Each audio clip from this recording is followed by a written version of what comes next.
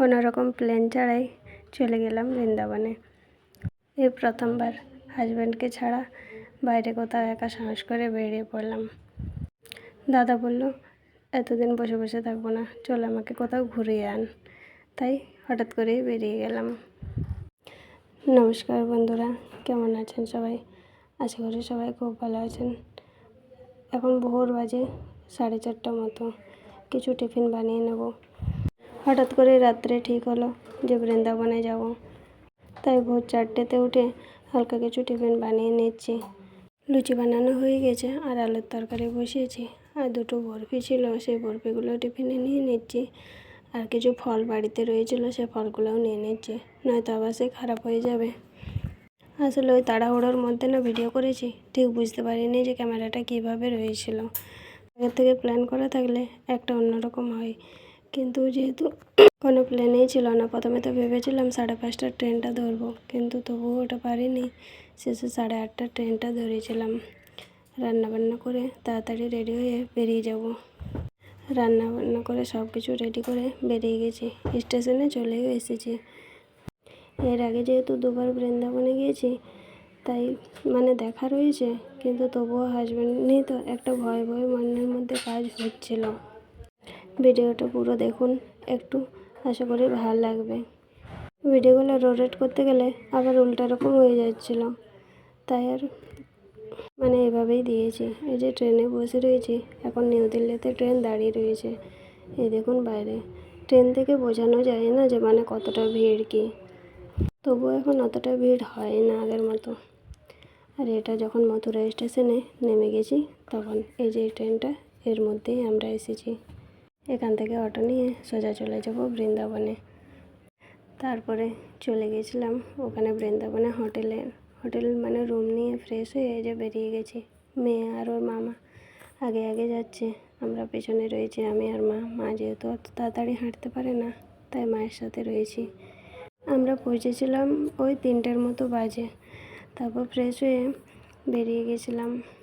এবার মন্দিরগুলো সব তো বন্ধ থাকে, 4টার আগে কিছু খুলে না, তাই আর বাঁকে বিহারী মন্দির দর্শন করা হয়নি, কারণ 4টার সময় খুলবে, প্রচণ্ড ভিড়। তাই কিছুক্ষণ লাইনে দিয়ে দাঁড়িয়েছিলাম, কিন্তু ভিড় দেখে ভাবলাম না, কাল সকালবেলায় যাব। চলে এসেছিলাম প্রেম মন্দিরে। আর আমরা যখন এসেছি বাজে কটা, ওই প্রায় 5টা মতো। সন্ধে যেহেতু হয়নি, তাই আলো জ্বালানি। দেখুন কি সুন্দরভাবে সাজানো রয়েছে। এগুলো যখন লাইট জ্বলবে না, দেখতে খুব ভালো লাগে। ভিডিওটা দেখতে থাকুন, পরে নিশ্চয়ই লাইট জ্বালানোর ভিডিও দেব। এখন প্রেম মন্দির এমনই একটা জায়গা যে এলে আর যেতে ইচ্ছা করে না। প্রেম মন্দির কেন, পুরো বৃন্দাবন বলুন, যে কোনো জায়গায় বলুন, এলে মনটা এতটাই শান্তি হয় না, বলে বোঝানোর মতো নেই। এখন যেহেতু অনেকটা আলোবেলা, তাই দেখুন ভিড় নেই। যত সন্ধ্যা প্রেম মন্দিরের যত অন্ধকার হয়, তত ভিড়টা বাড়তে থাকে। এরকম প্রেম মন্দির সাইডগুলো দেখার জন্য খুবই ভালো, কিন্তু ওই যে লাইটের কানেকশান যে লাইটিংটা দেয় না সন্ধ্যের পর, ওটা দেখতে আরও বেশি ভালো লাগে। এখন আলোবেলাতে চারদিকটা একটু একটু করে ঘুরে দেখে নিচ্ছি। যত প্রেম মন্দির, এখানে বান্দরের উপদ্রব নেই ভেতরে, তাই ক্যামেরা করা যায়। আর ওই দেখুন কি বলে ওটা, ওই যে গোবর্ধন পর্বত ওখানে রয়েছে। দাঁড়ান, সামনে গিয়ে দেখাবো আপনাদের। এখন দূর থেকে একটু দেখিয়ে দিচ্ছি। ভিডিও দেবো ভাবছি, কিন্তু ঠিক মতো দেওয়া হচ্ছে না। দেখুন কিছুটা সন্ধে নেমে গেছে, হালকা করে লাইট জ্বালানোও শুরু হয়ে গেছে। প্রেম মন্দিরের বাইরেটা তো অনেক ভিডিওর মধ্যে দেখেছেন, একবার প্রেম মন্দিরের ভেতরটা আপনাদের ঘুরে দেখাই। এই দেখুন চলে এসেছি।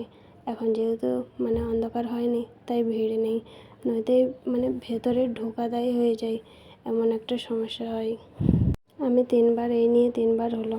এর আগে একবার গিয়েছিলাম, তখন কোনো রকমে বাবার সাথে ভেতরে ঢুকেছিলাম মেয়েকে নিয়ে। প্রথমবার যখন গিয়েছিলাম হোলিতে গিয়েছিলাম, তখন তো ঢুকতেই পারিনি। চলুন আপনারাও রাধা গোবিন্দের দর্শন করে নিন। প্রেম মন্দিরের যে ভেতরে রাধা গোবিন্দ রয়েছে, তার বিগ্রহ এই যে ভেতরে। এখন অনেক ভিড় আছে, কিন্তু তবুও ভিডিও করা গেল আপনাদেরও, তাই একটু দেখিয়ে দিলাম। এটা তো সন্ধে যে একটু অন্ধকার হয়ে যাবে, এগুলো হাঁটা দায় হয়ে যায়, ভিডিও তো দূরের কথা। দাদা নিজের মতো করছিল, মা বাইরে বসেছিল, বললো যা তোরা ঘুরে আয় আগে। তাই মেয়েকে নিয়ে আগে ভেতরটা আমি দেখিয়ে দিলাম, কারণ বাইরে আবার জুতোর কাছে কেউ না থাকলে জুতো হারিয়ে যায়। তাই মা বললো তোরা দেখে নে, আমি তারপর একা যাবো। এই দেখুন, একটু সন্ধ্যা হয়ে গেছে, অন্ধকার অন্ধকার, লাইট জ্বালানো শুরু হয়ে গেছে। যত রাত্রি হবে না, দেখতে খুব ভালো লাগে। আজকে তো শুধু প্রেম মন্দির আর ইস্কন মন্দির ঘুরেছিলাম। কালকে দেখি কতটা ঘুরতে পারি, কারণ যেহেতু মেয়ের তো স্কুল ছুটি নেই, আর এটা হঠাৎ করেই আসা। বেশি দিন থাকবো না, একদিন থেকেই চলে যাব। আর এই প্রেম মন্দির এমন একটা শান্তি লাগে না এখানে এলে, বলার কিছু নেই। আর এখানে দেখুন লাইট দিয়ে দিয়েছে, ওই যে গোবর্ধন পর্বত শ্রীকৃষ্ণ তুলে রয়েছে, সেই সিনটাই এখানে রয়েছে। আর এটা যে কিভাবে আটকানো আছে না, বুঝতেই পারা যায় না যে এত বড় পর্বতের মধ্যে যেটা বানানো, সেটা কিভাবে আটকানো রয়েছে। দেখুন আপনাদেরও একবার দর্শন করে দিই, কারণ যেহেতু এবারে হাজব্যান্ড আসেনি আর গার্জেন বলতে সেরকম কেউ নেই, দাদাও নতুন, তাই পুরোটা ঠিকভাবে ঘুরতে পারিনি। যতটুকু পেরেছি চেষ্টা করেছি আপনাদের ভিডিও দেখানোর। আর দেখুন রাত্রেবেলা কত সুন্দর লাগছে দেখতে, তাই না? আর এই পাশে যে কালিয়া দমন হচ্ছিল, সেই কালিয়া দমন ওপরে দেখুন কেমন কান্না নাচ করছে, কালিয়া না কেমন বিষ ছাড়ছে দেখুন। এগুলো রাত্রেবেলায় দেখতে ভালো লাগে, দিনের বেলাতে এগুলো লাইটের ফাংশন থাকে না, এরকম নর্মালি বেরিয়ে যায়। তাই দিনের বেলা হালকা করে আপনাদের এক ঝলক দেখিয়ে চলে গিয়েছিলাম, এই রাত্রেবেলা একবার দেখিয়ে দিলাম। তবুও মন্দিরের যে ব্যাক সাইডের পিছন দিকটা, ওটা ভিডিও করতে পারিনি, কারণ অনেকটা লেট হয়ে গেছিলো আর ইস্কন মন্দির যাবো ভেবে। আর এদিকে দেখুন রাধাকৃষ্ণ কেমন ঝোলার মধ্যে ঝুলছে। কিছু মনে করবেন না, কারণ ভিডিওটা কেমন যেন হয়েছে তখন বুঝতে পারিনি। এখন এডিটিং করার সময় মনে হচ্ছে তখন তো ভিড়ের মধ্যে ফোনটা যে সোজা আছে না কি আছে ঠিক বুঝতেই পারিনি, তখন ধ্যানটাই একটা অন্যরকম ছিল। তাই আর এখানে যে দশরথ তার 3 রানী, এটা আগে ছিল না, এবারেই দেখলাম রয়েছে।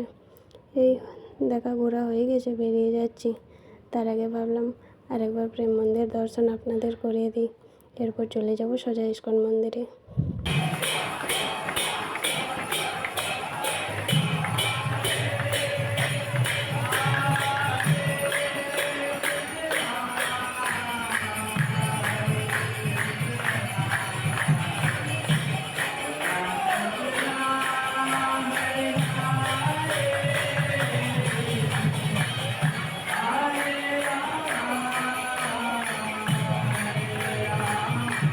আর আজ ইস্কন মন্দিরে এত পরিমাণে ভিড় ছিল বলার কিছু নেই। অনেকক্ষণ ছিলাম, তাই হালকা করে একটু ভিডিও করে নিয়েছি। যদি ভিডিওটা ভালো লাগে অবশ্যই একটা লাইক কমেন্ট করে আমার পাশে রবেন। কেমন হয়েছে অবশ্যই জানাবেন। এই মন্দিরের ভেতরেই যা ভিডিও করা, কারণ বাইরে তো ভিডিও করাই যাবে না। বান্দর যদি একবার ফোন দেখে তাহলে আর সেই ফোন বাঁচানোই যাবে না, এমন অবস্থা হয়ে যাবে। ভয়তো আমি মেয়েকে চশমাও পরাইনি। গতবার যখন এসেছিলাম হাজব্যান্ডের 3টা চশমা বান্দর নিয়ে পালিয়েছিল, মেয়েকে চশমা ছাড়াই পুরো ঘুরিয়েছি।